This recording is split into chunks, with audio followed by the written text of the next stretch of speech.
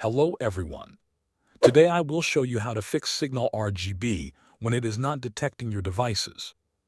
First, make sure SignalRGB is closed. Look in the bottom right of your taskbar for the SignalRGB icon. Right-click it and choose Quit. Once it is closed, right-click the SignalRGB shortcut and choose Run as Administrator. Running the software as administrator gives it the permissions it needs to detect internal devices. Next, check that all your device firmware, motherboard BIOS, and drivers are up to date. Let's take updating a GPU driver as an example. First, open your web browser and go to the website of your GPU manufacturer, such as NVIDIA or AMD. Find the Support or Driver section.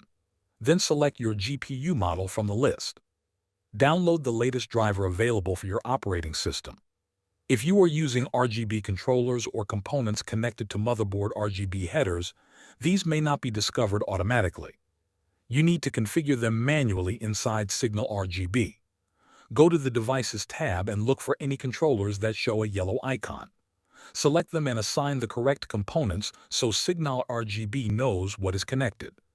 If none of these steps work, visit the SignalRGB support page or join their Discord for help. Thanks for watching.